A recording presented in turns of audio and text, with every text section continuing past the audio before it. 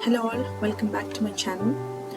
So as you know, I've shared a video of my preparation journey for August part of MRCP Part 1 exam, and we have exactly 3 weeks till the exam, and at this time it can become a little more confusing and anxious for all of us. So here are my little insights and tips and tricks for all of you that may help you in your journey for MRCP Part 1. So let's get started. So as you know, MRCP is a 3-part exam. Part 1 and Part 2 are MCQ based. It's a best of 5 options. It consists of 200 questions. Part 2 has also image based questions. Part 1 is conducted like a 3 hour of 100 questions with break in between. So my schedule is already reached, and it says that you have to reach the exam at 10, and the first session starts at around 11. So 11 to 2 will be my first session. With a break from 2 to 3, I have to enter the exam again at 3, and the second part of the exam with another bunch of 100 questions started around 3:30, so it will stretch to 6:30. So the most important thing for the exam is to prepare for the exam, is to make yourself able to sit for such long hours, because I personally haven't sat for an exam in say around 3 years. My final exam of MBBS was in 2021, so it's almost 3 years plus that I haven't sat for an exam. So it's very important that you make yourself able to sit for such long hours, especially in an exam like environment. So during these last 3 weeks, you can do as many questions as you can. Also include past papers and mock papers, especially in a timed manner, so that you know you'll be able to sit for such long hours and be attentive and concentrate on an exam. The third part of MRCP is PACES. It's a clinical based exam, so it's a 3-part exam, and MRCP stands for Membership of the Royal College of Physicians UK. Now the syllabus of MRCP Part 1 is given in the website. They give a rough weightage of each module or each topic. Like cardiology takes up around 14 questions, clinical pharmacy and therapeutics 15, clinical sciences 25, dermat 8, endocrine diabetes and metabolic medicine 14, gastro and hepato 14, geriatry 8, hematology 10, infectious diseases 14, urology 14, oncology 5, medical ophthalmology 4, palliative medicine and end-of-life care 4, psychiatry 9, renal medicine, respiratory medicine and rheumatology 14 each. And clinical sciences has been given like different subtopics, and in the website it says clinical sciences can be further divided into cell, molecular and membrane biology 2 questions, clinical anatomy 3 questions, clinical biochemistry and metabolism 4 questions, clinical physiology 4 questions, genetics 3 questions, immunology 4 questions, statistics, epidemiology and evidence-based medicines 5 questions. It's important that you understand that there is a weightage, and since this is a no negative mark question, you have to attempt all the questions. So that is a given. You cannot omit a question because there is no negative mark. So you once you know the answer, pick that answer. If you don't know the answer, omit the most obvious negative answers and choose your the one that seems the best for you.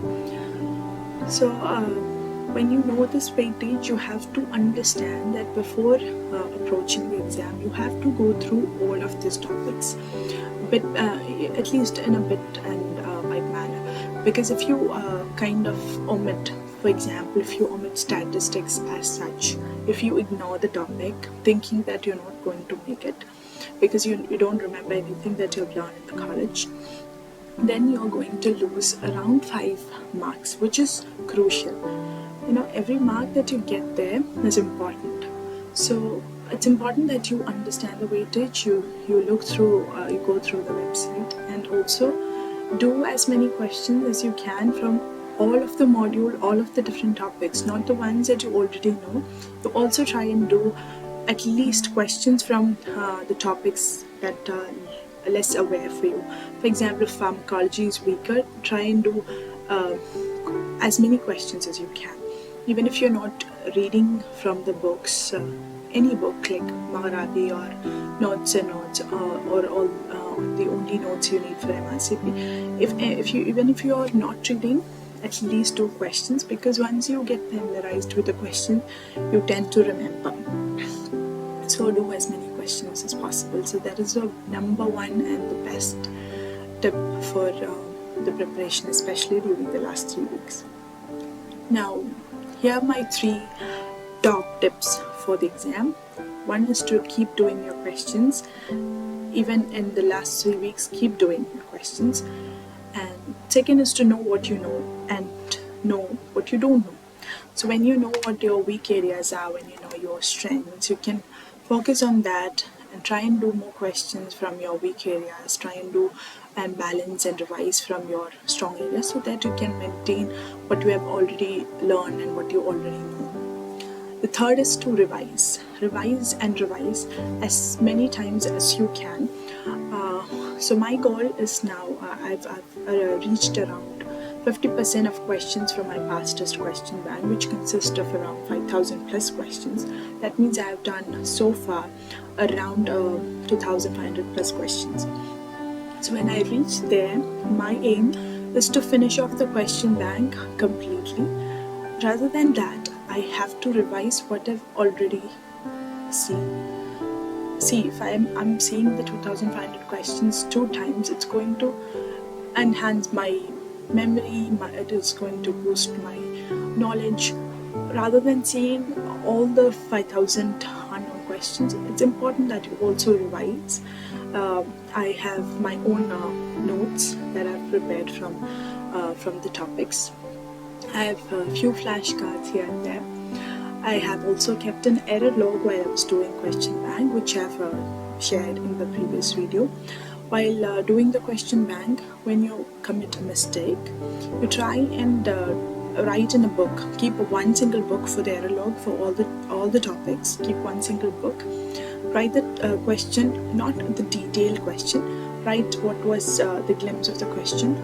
Write the correct answer, and write your wrong answer and why it was wrong. Once you do this exercise, it is going to strengthen your memory, and you're less likely to forget that question, and you're more likely to remember that. So I've been doing that. So those will be my tools for revision.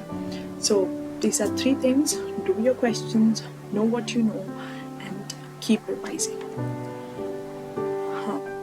So the major thing that everybody talk about while preparing for MRCP is question banks, and by this time you must have decided which one to go through. Is it that you're going to follow past medicine or past test? Whichever you follow, it's well and good. I have chosen, for my personal preference, I've chosen past test. I've taken an active subscription, which allows me to have a 5,000 plus question bank. I have also around 29 past papers, some question or more test, and some micro learning things, some flashcards. So it's an extensive learning tool, and I think you can pass just by having your past test subscription. And I think the same goes for past medicine also.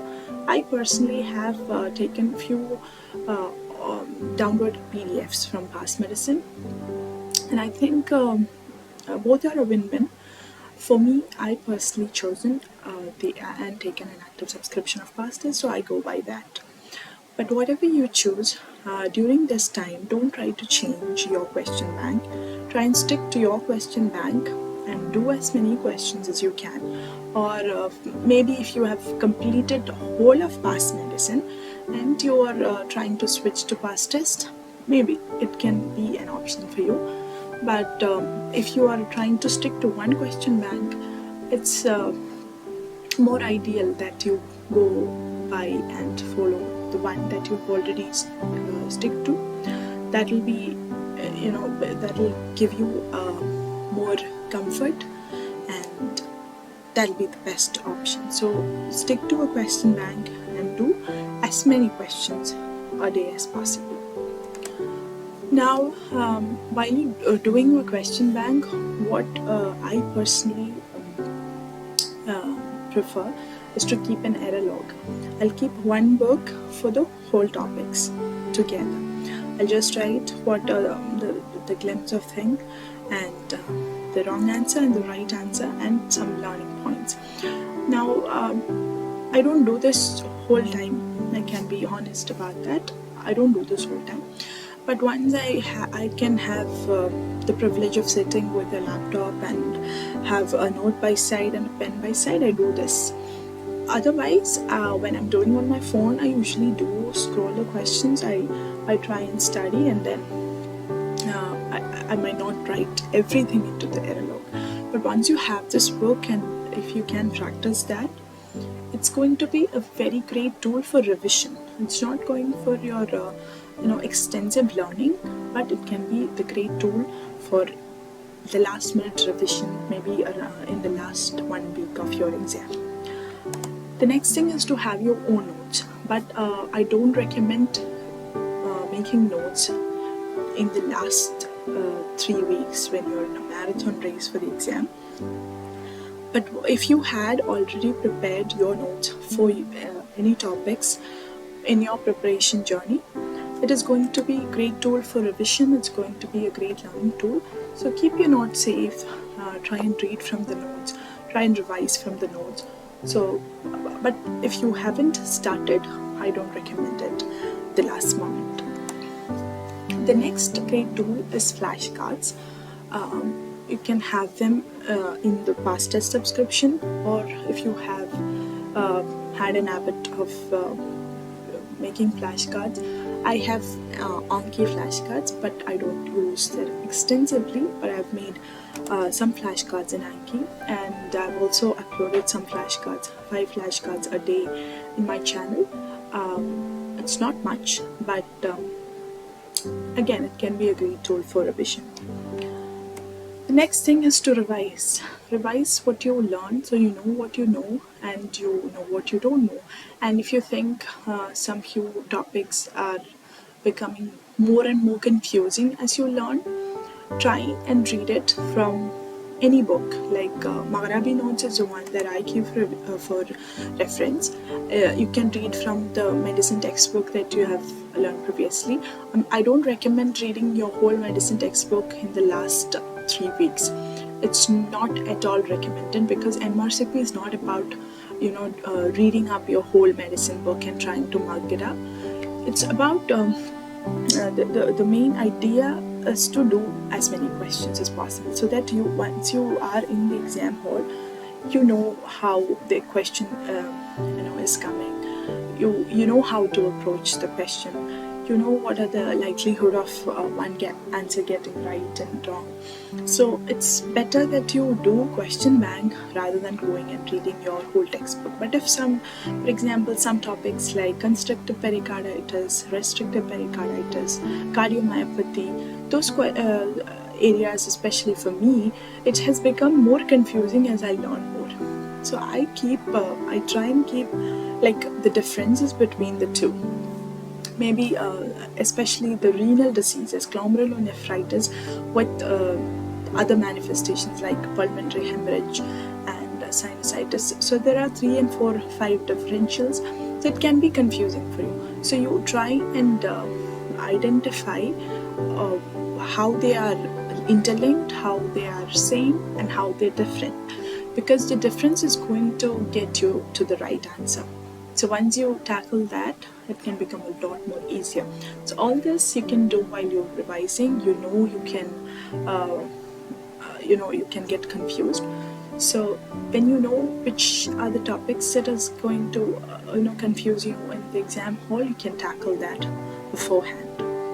And also, while doing questions, try and do as many past papers and mock papers, especially in a timely manner, because I told you the exam is going to be very long. So you have to have the energy and stamina to sit for such a long exam and be prepared and be, in that mental space for sitting for such a long exam. So try and do past papers and mock papers in a timely manner. Try and do your 100 questions in 3 hours and another set in 3 hours.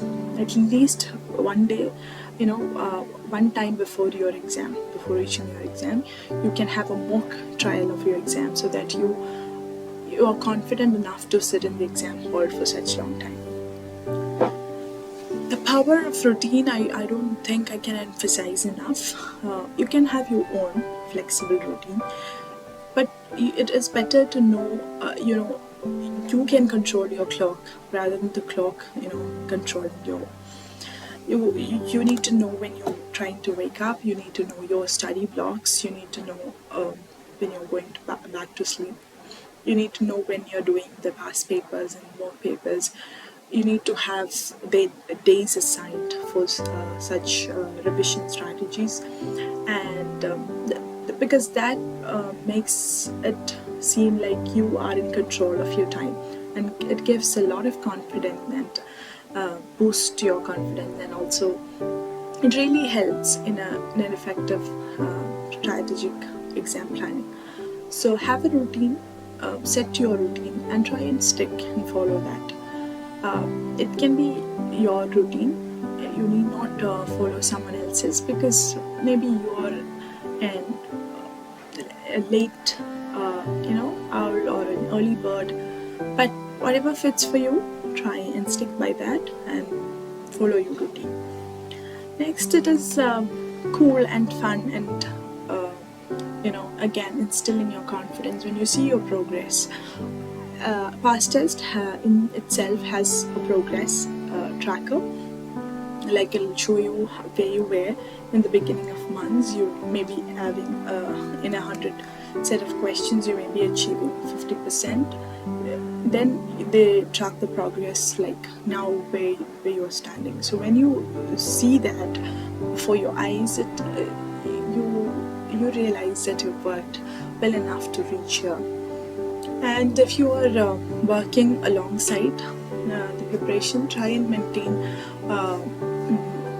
at least 2 to 4 hours of a study block every single day. For me personally, I have taken a 2.5 month break for the exam. So it's been roughly around 2 months that I've not been working. I've quit my job by the end of May. So I personally think in my circumstance, I needed this break because I was not able to tackle my work and try and do questions when I come back home. So I needed this. But if you are working and studying alongside, try and do questions at least 2 to 4 hours every single day. Try and do as many questions as possible rather than going behind notes, reading notes, preparing your error log, flashcards. Do nothing but do questions. Even that can help you tackle your exam.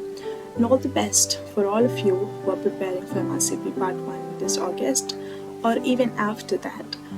Follow me for more updates on my MRCP journey. Thank you and see you in my next video.